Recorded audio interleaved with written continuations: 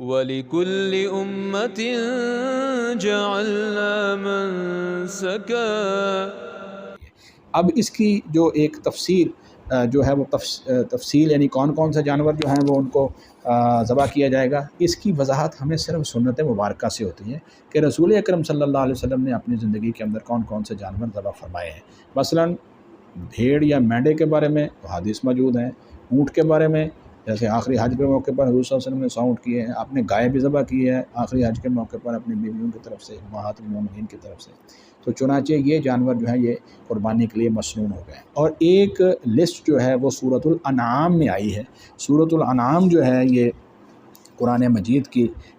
چھٹی 6 نمبر اس کا ہے، چھٹی صورت مبارکہ ہے، اور اس سورہ مبارکہ کے اندر جو ہے وہ اللہ رب العزت نے جو ہے وہ آیت مبارکہ نمبر 143 اور آیت مبارکہ نمبر 144 کے اندر اس کی تفصیل بیان کی ہے۔ اس کے الفاظ میں ذرا مفہوم بیان کر دیتا ہوں، اب ذرا آپ کے سامنے آ جائے گا۔ موضوع جو ہے وہ پیچھے خیر حلال اور حرام کا چل رہا ہے اور مشرکین کی خرافات کا چل رہا ہے، وہ سورۃ الانعام کے درس میں ہم بیان کریں گے، لیکن یہاں انشاءاللہ العزیز جو ہے وہ آپ کے سامنے میں لسٹ بیان کر دیتا ہوں۔ ثمانیۃ ازواج، اللہ رب العزت فرماتی ہیں ہم نے پیدا فرمائی 8 قسمیں جو ہیں وہ ان جانوروں کی۔ وَمِنَ الْأَنْعَامِ، اور پیدا فرمائے چپاؤں میں سے، حمولتاً بوجھ اٹھانے والے، وفرشن اور زمین سے لگے ہوئے، یعنی وہ جو یعنی کہ کمزور جانور ہیں جیسے بھیڑ ہے، بکری ہے، یہ فرشن ہے، اور حمولتاً بوجھ اٹھانے والے جیسے بیل ہے اور اونٹ وغیرہ ہے، یہ بوجھ اٹھانے والے ہیں، یہ چوپائے جانور اللہ فرماتے ہیں ہم نے پیدا کیے ہیں۔ کلوا مما رزقکم اللہ، اب اللہ تعالیٰ نے تمہیں جو رزق حلال عطا فرمایا ہے اس میں سے تم کھاؤ۔ ولا تتبعوا خطوات الشیطان، اور دیکھو شیطان کے قدموں کے پیچھے نہ چلو، یعنی ان جانوروں کو اللہ کے علاوہ غیر اللہ کے نام پر اور بتوں کے نام پر ذبح نہ کرو۔ اللہ کی دی ہوئی اس نعمت اور اس رزق کو اللہ ہی کے نام کے اوپر، اللہ ہی کے حکم کے اوپر اور اسی کے طریقے کے مطابق ذبح کرو، اور پھر ان کو جو ہے وہ کھاؤ اور شرک سے بچو۔ ایک تو یہ شیطان کی پیروی آپ نے نہیں کرنی، دوسری جو ہے آپ نے ان جانوروں کے اوپر حلال حرام کا فتویٰ یا حلال حرام کا معاملہ خود ہی اپنے طور پر طے نہیں کرنا۔ جیسے مشرکین نے جو ہے وہ بعض حلال جانوروں کو بھی اپنے اوپر حرام کر لیا تھا، تو اس لیے فرمایا کہ ولا تتبعوا خطوات الشیطان، اور شیطان کے قدموں کے پیچھے نہ چلو، انہ لکم عدو مبین، شیطان جو ہے وہ تمہارا کھلا بہت ظاہر دشمن ہے۔ ثمانیۃ ازواج، یہ جو انعام ہیں جن کا تذکرہ جو ہے وہ سورۃ الحج میں انعام اور بہیمۃ الانعام میں سے ہوا ہے، وہاں پر اب اس کی تفصیل آ گئی ہے۔ یہ 8 قسمیں ہیں، من الضأن اثنین، 2 بھیڑ میں سے، ومن المعز اثنین، اور 2 بکری میں سے، یعنی بھیڑ نر اور مادہ اور بکری نر اور مادہ، یہ ہمارے پاس جو ہے وہ آ گئے۔ اب اسی بھیڑ کے اندر ہی جو ہے وہ بھیڑ اور مینڈا آ جائے گا، اور اسی کے اندر جو ہے وہ دوسرا جو ہے وہ دمبا بھی اس کے اندر آ جائے گا، نر اور مادہ، وہ بھیڑی کی اقسام میں سے ہے، اور اسی طرح بکرا اور بکری جو ہے یہ ہمارے پاس ہے۔ 4 جانور یہ ہو گئے۔ اب آیت مبارکہ کا کچھ حصہ چھوڑنے کے بعد میں آگے چلتا ہوں۔ وَمِنَ الْإِبِلِ اثْنَيْنِ، اور اسی طرح اللہ فرماتے ہیں کہ اونٹ میں سے بھی ہم نے 2 جو ہیں وہ پیدا فرمائے ہیں، یعنی نر اور مادہ۔ وَمِنَ الْبَقَرِ اثْنَيْنِ، اور گائے میں سے بھی 2 ہم نے جو ہے وہ انعام پیدا فرمائے ہیں، یعنی چوپائے، اور اس کے اندر جو ہے وہ آ جائے گا گائے اور بیل۔ تو یہ اس اعتبار سے جو ہے وہ 4 جوڑے اور 8 جانور بنتے ہیں جن کا تذکرہ سورۃ الانعام میں ہے۔ اور رسول اکرم صلی اللہ علیہ وآلہ وسلم کی یاد رکھیے سورۃ الانعام قرآن مجید کا 8واں پارہ ہے، اور یہ سورت نمبر 6 ہے، اور آیت مبارکہ نمبر 143 اور 144، یعنی 143 اور 144 جو ہے یہ آیت مبارکہ کے اندر اس کی تفصیل آ گئی ہے کہ انعام کون کون سے ہیں۔ اب نبی کریم اس کے علاوہ بھی ایسے جانور ہیں جو مثلاً کے طور پر ہرن ایک ایسا جانور ہے، اس طرح جو وہ کیا نام ہے اس کا، بارہ سنگھا ایک ایسا جانور ہے، اس کے علاوہ وہ ایک لمبے قد والا جانور ہوتا ہے، اس کو آپ لمبی گردن والا جانور، زرافہ وغیرہ، وہ بھی سارے چوپائے اسی میں انعام میں سے آتے ہیں، یعنی وہ بھی حلال جانوروں میں سے ہیں اور وہ بھی چارہ ہی کھاتے ہیں، لیکن ان جانوروں کو قربانی کے جانوروں کے اندر شامل نہیں کیا گیا۔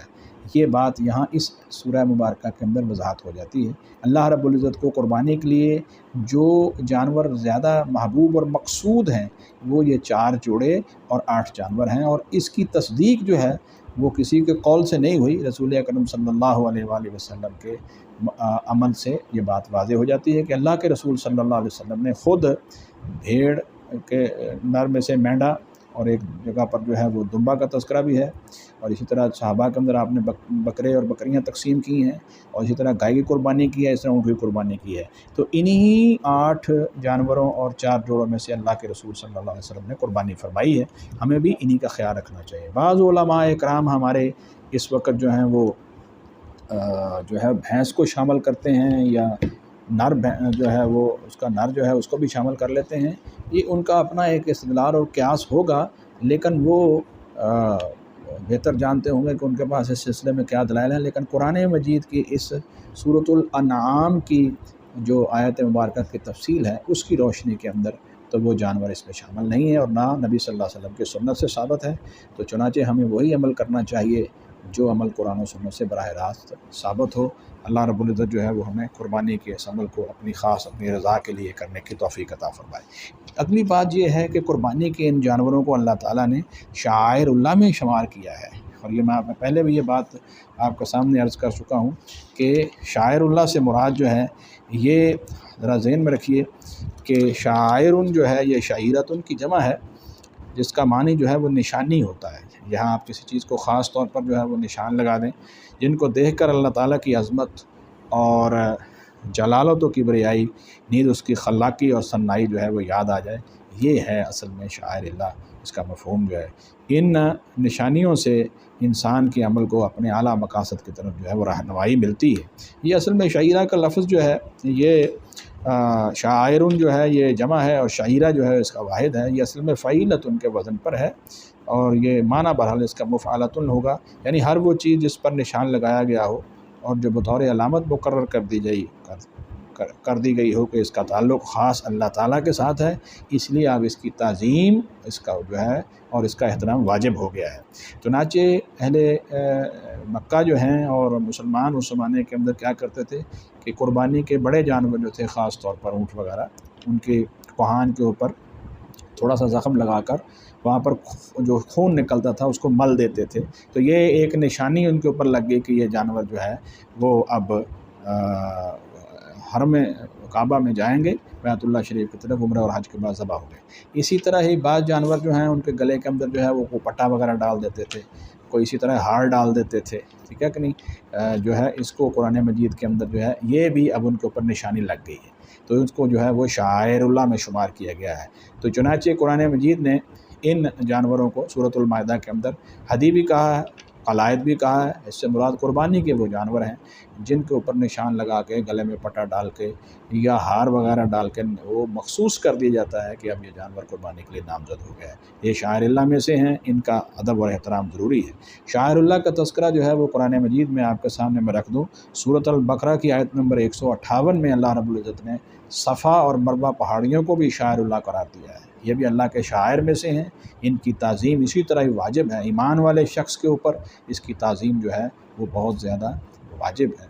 یہ اس کے ایمان کا حصہ ہے، یہ اس کے تقوی کی علامت ہے کہ ہر وہ چیز جس کی خاص نسبت اللہ رب العزت کی طرف ہو جائے اور جس کا تعلق اللہ تعالیٰ کے ساتھ ہو جائے، اب اس کی تعظیم آپ کے اوپر واجب ہو گئی ہے۔ دوسرا مقام جو شاعر اللہ کی وضاحت کرنے کے لیے ہے وہ سورۃ المائدہ، جو صورت مبارکہ جو ہے وہ 5 ہے قرآن مجید کی، اس کا نمبر، اس کی آیت نمبر 2 میں اللہ رب العزت نے 3 چیزوں کو شاعر اللہ قرار دیا ہے۔ حرام مہینے، یعنی 3 مہینے لگاتار، شوال، ذیقعد اور ذی الحج، اور ایک رجب کا مہینہ، ان 4 مہینوں کے اندر جو ہے وہ لڑائی حرام ہے، کیونکہ رجب کے مہینے میں عام طور پر لوگ عمرے کے لیے جاتے تھے، اور 3 مہینے جو ہیں وہ شوال اور ذیقعد اور ذی الحج کے اندر جو ہے ذیقعد، ذی الحج اور محرم، شوال کا لفظ جو ہے وہ میں نے غلطی سے کہہ دیا ہے، 3 مہینے لگاتار ہیں، ذیقعد، ذی الحج اور محرم الحرام، یہ 3 مہینے جو ہیں وہ لگاتار ہیں،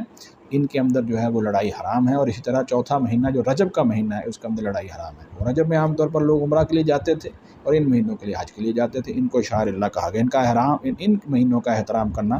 ساری امت کے مسلمانوں کے اوپر اور ہر انسان کے اوپر جو ہے، اگر وہ یہ سمجھے کہ اللہ تعالیٰ کا حکم ہے تو اس کے اوپر اس کی تعظیم واجب ہے۔ دوسرے قربانی کے جانور شاعر اللہ میں سے آئیں گے، اور تیسرا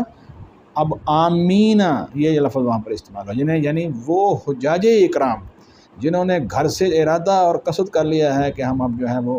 بیت اللہ کی زیارت کریں گے، وہاں عمرہ کریں گے، یا حج کے مہینوں کے اندر حج ادا کریں گے، تو ان حجاج اکرام کو بھی شاعر اللہ کہا جاتا ہے۔ تو یہ قرآن مجید میں یہ تفصیل موجود ہے۔ اب میں آپ کو یہ بتا دوں کہ سورۃ الحج کی آیات مبارکہ نمبر 32 اور 36، 32 اور 36 کے اندر جو میں نے پہلے پورا رکوع آپ کے سامنے قربانی کی اہمیت اور فضیلت کے اوپر ایک مستقل عبادت کے چیپٹر کے اندر پڑھ بھی دیا ہے، اس کے اندر اللہ تعالیٰ نے فرمایا ہے کہ شاعر اللہ کی تعظیم اور احترام جو ہے وہ بہت ضروری ہے۔ یہ چیز جو ہے یہ تمہارے لیے جو ہے وہ تمہارے دل کے تقوی کی علامت ہے، کہ تمہارے اندر کتنی پرہیزگاری ہے کہ تم ایمان لانے کے بعد اگر شاعر اللہ کا احترام کرو گے تو یہ تمہارے دل کے تقوی اور پرہیزگاری کی علامت ہوگی اور تمہارے لیے بہتر ہے۔ اسی طرح ہی اللہ رب العزت نے